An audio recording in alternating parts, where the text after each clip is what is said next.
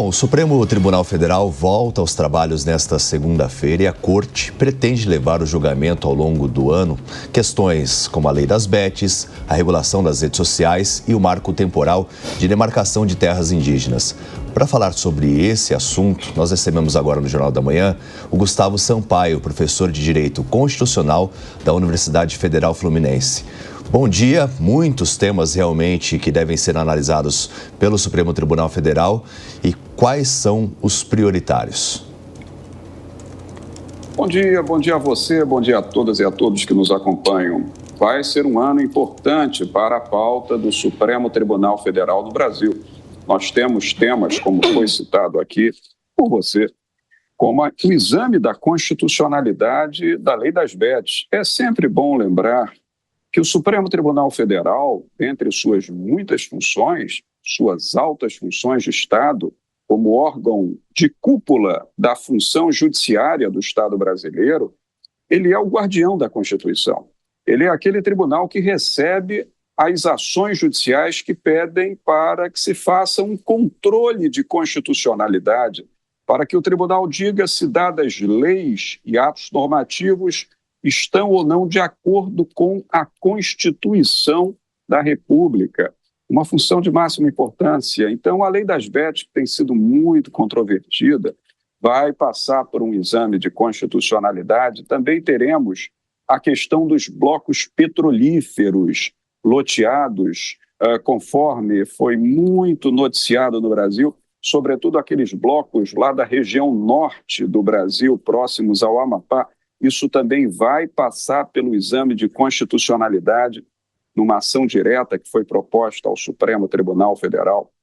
Também os limites de incidência do Marco Civil da Internet diante desse problema da profusão das notícias falsas. Então, o Supremo Tribunal Federal vai também examinar o Marco Civil da Internet e a continuidade do julgamento do marco temporal das terras indígenas, porque, como nós sabemos, houve ali ação direta de inconstitucionalidade, houve um recurso extraordinário importantíssimo, originário lá de Santa Catarina, discutindo as terras do povo Xoclém no Vale do Itajaí.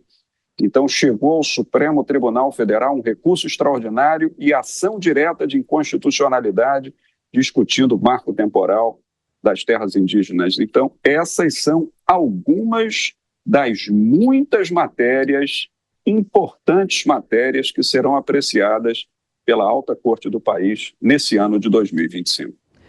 Professor, a gente vai falar mais sobre essas pautas, algumas delas muito espinhosas para esse ano de 2025, mas eu não tenho como não te perguntar, a gente já volta nesse assunto, sobre a vitória de Hugo Motta e Davi Alcolumbre. Quero saber a sua avaliação sobre essa vitória do dia de ontem. Vitória interessante, resultado interessante na sua avaliação? O resultado é interessante, interessantíssimo, eu diria, para a análise política, mas, ao mesmo tempo, é um resultado muito preocupante, porque os discursos foram muito bonitos, muito bem entoados, o Congresso parecia uníssono, as eleições do presidente da Câmara e do presidente do Senado Federal uniram a esquerda e a direita, o que é impressionante. Veja, no Senado, o apoio que o PT conferiu a Davi Alcolumbre e também os partidos da direita. Os outros candidatos tiveram votação inexpressiva, tanto no Senado Federal quanto na Câmara. Todavia, esses dois presidentes da Câmara e do Senado vieram com força total e, sobretudo, o presidente da Câmara dos Deputados, Hugo Motta, deixou muito claro no seu discurso que o seu governo, vamos assim dizer, da Câmara, a sua gestão da Câmara será a gestão do que ele chamou de independência do parlamento. Ora, mas o que é independência do parlamento? É apenas a preservação da autoridade legislativa do parlamento, o que é muito bom?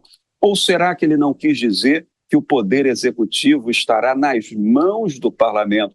E vamos lembrar que do orçamento discricionário que o presidente da República deve gerir, 1/3 já tem sido manipulado através de emendas parlamentares, movidas pelos parlamentares e comissões. Então, me pareceu que o governo federal do presidente Lula, apesar de ter apoiado os dois candidatos que venceram a presidência das duas casas, o governo está ciente que ele estará numa condição rendida perante o parlamento. Nós teremos 2 anos de um certo parlamentarismo acentuado no Brasil, na medida em que a Câmara e o Senado pressionarão o Poder Executivo e, para o Poder Executivo conseguir governabilidade, vai ter que agradar muito tanto o deputado federal Hugo Mota quanto o senador Davi Alcolumbre. Eu acho que esse é o cenário para os próximos 2 anos nas relações entre Congresso Nacional e Palácio do Planalto. Afinal, né, eles que vão criar as leis, mas eu vou incluir na nossa conversa, doutor Gustavo, os nossos comentaristas, o Gesualdo Almeida e também o Diogo da Luz, começando pelo Gesualdo. Professor Gustavo, que prazer falar com o senhor. Conheço muito suas obras, principalmente de federalismo. Eu também sou doutor em Direito Constitucional e grande estudioso que sou da matéria. Não teria como deixar de ler os seus livros e citá-lo. E principalmente por conta dessa sua obra de federalismo, eu queria lhe fazer a pergunta que acho que é a grande curiosidade da sociedade. O senhor acabou de dizer, né, que o Supremo Tribunal Federal hoje, pelo menos esse ano, pautará grandes temas de julgamento, como já o fez no passado.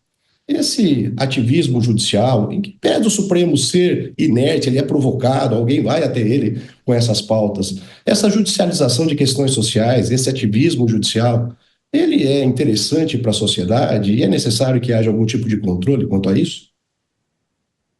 Bem, Gesualdo, bom dia também a você. Obrigado pela leitura. Fico honrado aí com a leitura sua do meu modesto livro. Veja, tudo na vida pressupõe ponto de equilíbrio, né? Uma lição aristotélica, São Tomás de Aquino foi um grande estudioso disso também. Toda vez que fugimos ao ponto de equilíbrio na vida, fugimos ao bom passo da caminhada, né? Então, na verdade, nós estamos num momento difícil da vida nacional, porque não é só o poder judiciário que se excedeu, os 3 poderes estão se excedendo, comentamos até aqui sobre isso hoje. Que o Poder Legislativo deve preservar sua independência máxima para legislar, não há dúvida. Ora, se isso não houver, não há democracia. Todavia, o Poder Legislativo gerir 1/3 do orçamento que é incumbido ao presidente da República, afinal o presidente é eleito para isso, os legisladores são eleitos para legislar, significa o quê? Que o Poder Legislativo se excedeu, saiu do ponto de equilíbrio. Em relação ao Poder Judiciário, da mesma forma. Não é de hoje que o Supremo Tribunal Federal, Gesualdo, eu botaria aí cerca de 20 anos passados para cá na história recente da República, que o Supremo Tribunal Federal se colocou numa postura muito avançada de deliberação sobre grandes questões nacionais. Veja só, ele pauta e tem pautado, como você disse bem, temas relevantíssimos ao longo desses anos, porque ele é chamado a decidir. Mas o Supremo Tribunal Federal é guardião da Constituição. Ele deve verificar apenas se as leis e atos normativos estão ou não de acordo com a Constituição. Toda vez que ele vai além disso e se coloca numa postura de dizer, a partir do que ele pensa, por melhores que sejam as suas intenções, de estabelecer resultados em julgamentos que vão além da função jurisdicional e acabam ocupando um pouco do espaço do Congresso Nacional do Parlamento, o Supremo Tribunal também sai do ponto de equilíbrio, entende? Então, na verdade, nós temos visto erros, excessos atuacionais por parte dos 3 poderes nos últimos tempos, nos últimos anos, o que me preocupa muito. No governo passado, um poder executivo que se excedeu, quase promovendo uma ruptura institucional, um Congresso Nacional que, além de legislar, quer gerir o orçamento, que é a tarefa do Poder Executivo. Isso aconteceu tanto no governo anterior de Jair Bolsonaro quanto no governo atual do presidente Lula. E o Supremo Tribunal Federal, sobretudo na agenda dos costumes, na agenda dos dissensos morais, colocando-se como uma instância parlamentar, como se fosse uma 3ª Câmara do Parlamento Nacional. Qual deveria ser o pacto na atualidade, para concluir, Gesualdo? Essas 3 grandes instâncias, Poder Executivo, Poder Legislativo e Supremo Tribunal Federal, deveriam fazer um acordo para que cada qual volte à sua posição original, respeitando-se assim a teoria da separação dos poderes, a autoridade dos 3 poderes constituídos e assim ninguém brigaria. Cada um ficaria no seu espaço institucional, cumprindo o seu papel democrático e assegurando a plenitude do regime democrático. O Supremo Tribunal Federal tem feito coisas muito boas, tem proferido decisões muito importantes, tem sido uma salvaguarda importante da Constituição e da democracia, mas também tem cometido alguns excessos, nós não teríamos tempo aqui para citá-los, mas tem cometido alguns excessos que comprometem, claro, o seu prestígio institucional, e isso tem que ser freado. Professor Gustavo, um prazer poder ouvi-lo. Me parece que não só o judiciário, mas o legislativo também comete seus excessos. Se a Constituição, como o senhor citou agora, define a separação dos poderes e dá ao Congresso o direito, a obrigação, na verdade, de escrever o orçamento e fiscalizar a sua execução, e ao Executivo de executá-lo, não seria inconstitucional esse monte de emendas bilionárias, porque isso é execução de orçamento e não escritura dele. E também sobre a internet, eu lhe pergunto, a Constituição não define que é vedado o anonimato, ou seja, as redes precisariam apenas e tão somente exigir a identificação das pessoas e não aceitar mais anônimos para resolver grande parte do problema?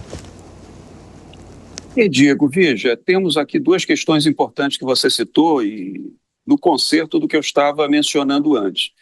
O Poder Legislativo tem se excedido, sim. Quando Hugo Mota anuncia como novo presidente da Câmara e Davi Alcolumbre como novo presidente do Senado que é preciso preservar a independência do Poder Legislativo, eles estão certíssimos. Preservar a independência do Poder Legislativo para quê? Para legislar, para criar as leis, porque essa é a tarefa do legislador, não para gerir o orçamento da União, porque tudo na vida passa pela questão da razoabilidade. Haver emenda parlamentar aqui e ali para a realização de um serviço, de uma obra, tudo bem. Agora, do orçamento discricionário da União, Diego, de cerca de 120 bilhões de reais, o Congresso Nacional transformar em emenda parlamentar cerca de 40 bilhões de reais, isso é 1/3 do orçamento discricionário da União. Cada deputado, cada senador é eleito para legislar. O presidente da República é eleito para administrar, chefiar o Estado e o governo, gerir o orçamento da União. Então, é claro que não há dúvida, nesse importe de 1/3 do orçamento discricionário, nós já estamos num plano de inconstitucionalidade dessas emendas parlamentares. O problema todo é que se o Supremo é chamado a decidir e diz que é inconstitucional, falam que o Supremo é ativista. Por quê? Porque como o Supremo Tribunal se excedeu em algumas questões, quando ele faz o certo, quando ele diz que é inconstitucional, o que de fato é inconstitucional, isso já gera munição para aqueles que são contra o Supremo Tribunal dizerem que ele foi ativista. Então, é difícil atingir um ponto de equilíbrio em relação a essa matéria, mas estamos de acordo. Em relação à internet, veja, não basta identificar os autores das informações. A Constituição diz que é livre a manifestação do pensamento, e isso é uma cláusula pétrea constitucional, vedado o anonimato. Então, não é possível que a pessoa emita opinião sem dizer quem foi que emitiu. Todavia, a liberdade de manifestação de pensamento tem limite, como qualquer direito fundamental da pessoa humana tem limite na ordem constitucional democrática. Então, a liberdade de manifestação de pensamento não pode ser empregada contra si mesma, por exemplo, para pedir a implantação de um regime ditatorial, para propor uma ruptura institucional, para propor a quebra da democracia. Então, nesse sentido, é que a emissão de informações falsas que gerem esse tipo de abalo nas estruturas democráticas é que precisa ser coibida também pelo legislador a partir de uma revisão, de uma evolução do Marco Civil da Internet e das cláusulas referentes à funcionalidade do sistema da rede mundial de computadores. É nesse sentido, mas é claro, isso apenas no que for o excesso, porque se não for excesso, há de ser guarnecida, resguardada, tanto a liberdade de manifestação de pensamento, quanto a liberdade de imprensa. Porque sem liberdade de emissão de opinião, sem liberdade de imprensa, também não há democracia. Doutor Gustavo Sampaio, professor de Direito Constitucional da Universidade Federal Fluminense, muito obrigado pela sua participação e por essa aula também, né, aqui no Jornal da Manhã. Eu que agradeço, sempre às ordens, e desejo a todos vocês um bom domingo, um bom jornal e que nosso Brasil corra bem esse ano de 2025, que as relações entre os poderes sejam um pouco mais fluida e menos tensionada do que tem sido nos últimos anos. Bom dia.